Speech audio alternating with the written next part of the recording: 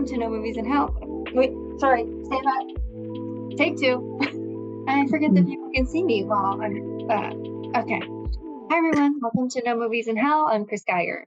I'm LaQuah Scott, and today we are reviewing Godzilla Minus One. Have you watched a lot of Godzilla movies? I feel like you probably have. I have not, surprisingly. After I saw this movie, I was like, huh, I think I've seen, was it Godzilla, was it 98 or 99?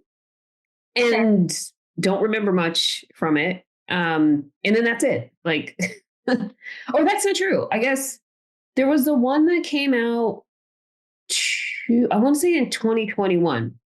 But it was Godzilla versus, oh my gosh. Is that Godzilla and King Kong, like, Oh, I remember that. yeah. Yeah. That was not good. But I guess I don't have context to the original Godzilla films other than the clips that you see kind of in mainstream media. So going into this film after hearing about, like, I feel like this is the word of mouth that got me in to see this because, you know, it's like eventually I would have seen this, but I'm like, I had to expedite it because there's so many movies out right now. So definitely prioritized it. And I think this weekend they gave more space for this film because there were a lot more screens than some of the other films that are currently out. How about you? Is this your first like Godzilla film?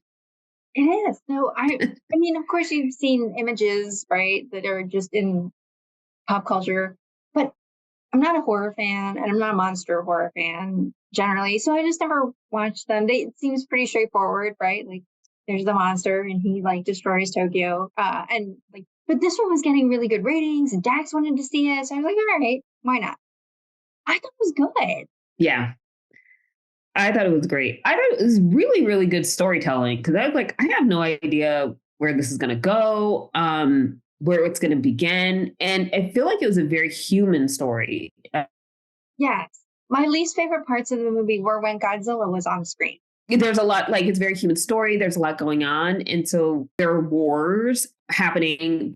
But then there's also this thing that's happening where a lizard dinosaur is emerging from the sea and terrorizing people. There were so many things I didn't understand, but I just chalked that up to the fact that it's my first Godzilla movie. Like when the fish come up, the deep sea fish, like, why do they come up Why? with him? Like, why is that a harbinger? Like, does he eat them? And if he does, then they wouldn't float up.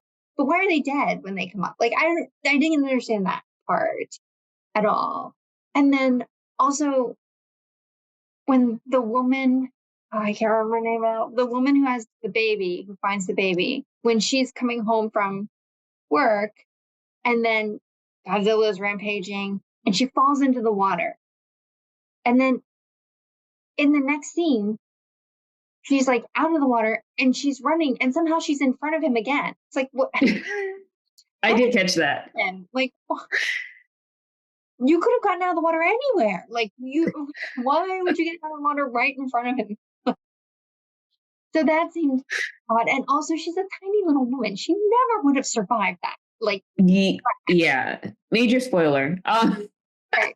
Yeah, I totally thought like, oh, she's done because they showed like the photos of everything, and I'm like, everything is dust. There's no way that there are any survivors. Yeah, there's some things that are kind of illogical when it comes to scale and disaster when it came to this film, but I'd have to say overall, I really like the way that it was shot. It looks like it was trying to portray the like old film on new, probably shot in digital because there's a lot of special effects. And kind of like, you know, it's like a growing, yeah, it's an origin story. Like you're seeing Godzilla grow. He's tiny, but he does a lot of damage on the island. And then the first island. And then as they start to get wind of his presence, I don't know, him, her, they presence, it's this thing that's like stuck with survivors, and they have to be the ones to communicate the magnitude of damage that this thing can do. So it's the story I felt like was amazing because it was, there were these people who have to undergo war and they are traumatized and they have to go and tell people like, oh, there's this thing that's happening on top of all this other stuff that's happening with World War II. And then I like how they actually show kind of an origin story of Godzilla as well, because it seems though it seems as though Godzilla has the same origin story as like SpongeBob SquarePants, where he emerged from Bikini Atoll from the what is it, the practice nuclear strikes there. So after some time, they grow big and are starting to cause damage. Who knows why? But obviously it's on the move and they have to do something about it. So I did think it was, I liked the part of the context of the post-war, the kamikaze pilot who survives, like all of that. I also thought it was interesting that they presented, like in a lot of, I think, Asian movies that get over to the US,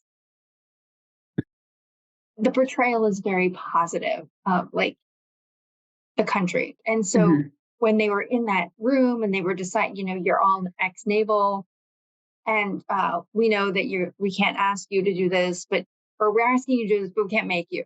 So if anyone doesn't want to do this, you can leave. And in movies that I've seen in the past, coming out of Japan or coming out of China, like and even some Korean movies are like this, like you see this, like, no, we must do it for the country. Like it's this like familiar. But in this movie, some people were like, no, I'm out. Like, yeah. Yeah. Like, we've already survived this massive war. I'm not going out there. Yeah. So I thought it was really good, like great that they took that step and said, you know what, not everyone is on board all the time. Yeah. Yeah. It's like private citizens coming together to try to like solve this thing. But now there's more of them because there's more exposure to Godzilla, whether it's like land or sea.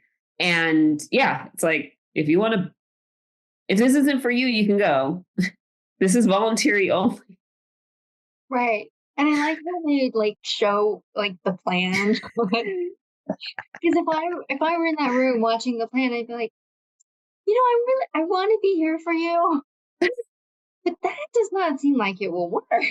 Yeah, but there were people who said that. Like, they're here for moral support, but they're like, how is that going to work? And it's like, well, at least we're trying, which I liked. I like that. It was like, no, this might not be 100%, but this is the plan as we see. And we're like using this physics and all that we can to try to do something about it.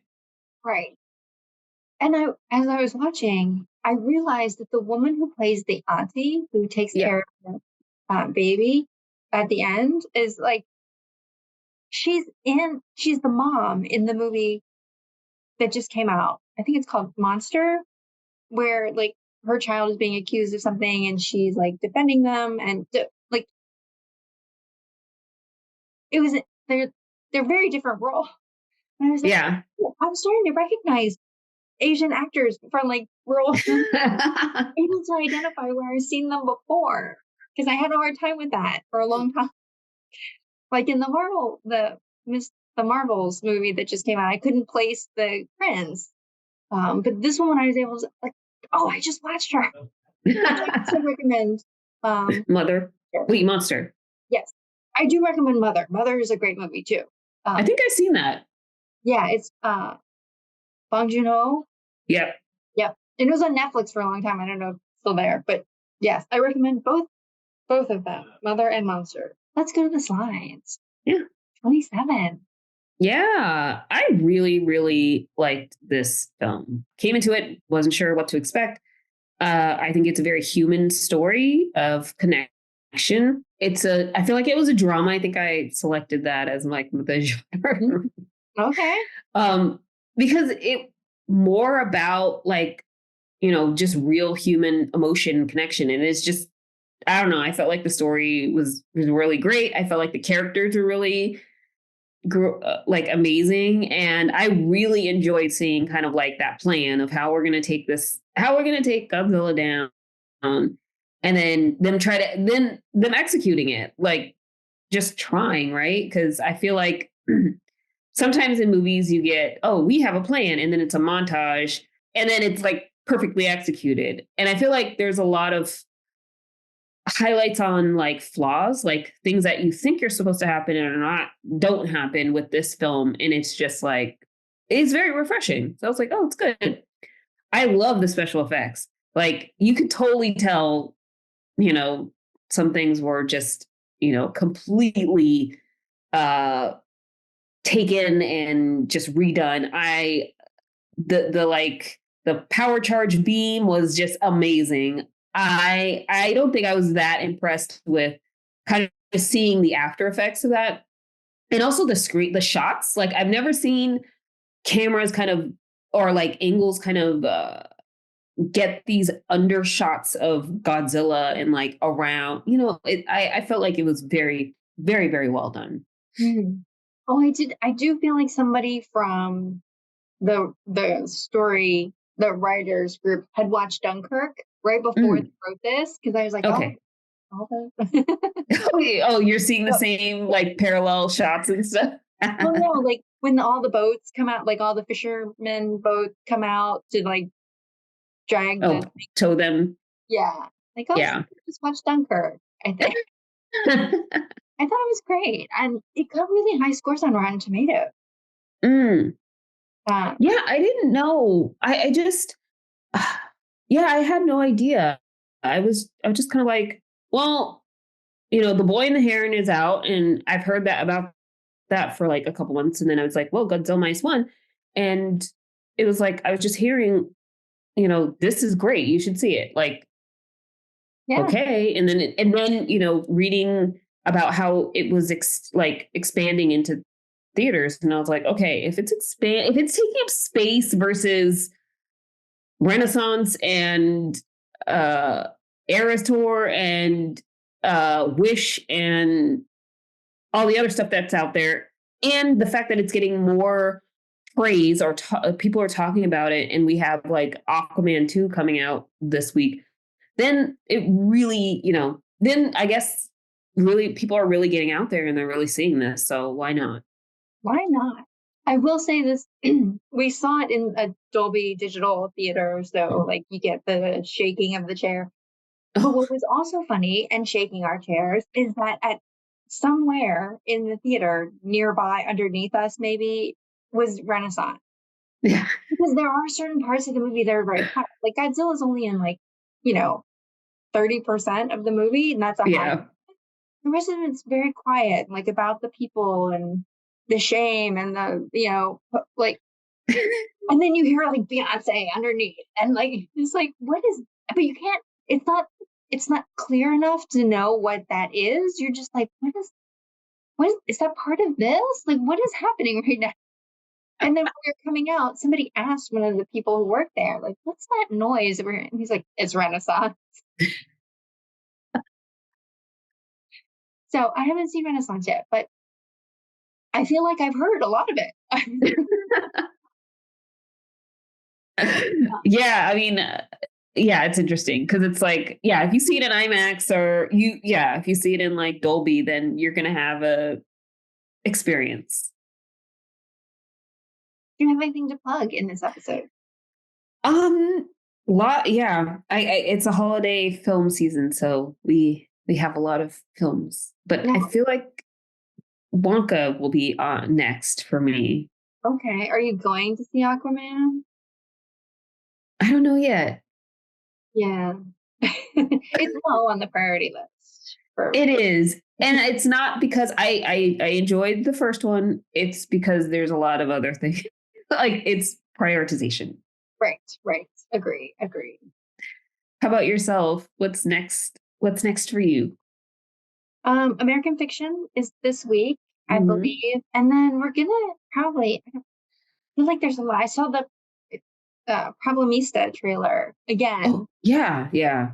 past weekend, so I was like, oh, that's okay. So that's coming out, not anytime soon, but like there's stuff coming out like in March or next year that they're already starting to promote. So I feel like that's a good sign. But yeah, American Fiction looks fun. Mm-hmm. Looking forward to seeing that as well. All right, everyone. Thanks for watching. Don't forget to like and subscribe, and we'll see you next time. Bye.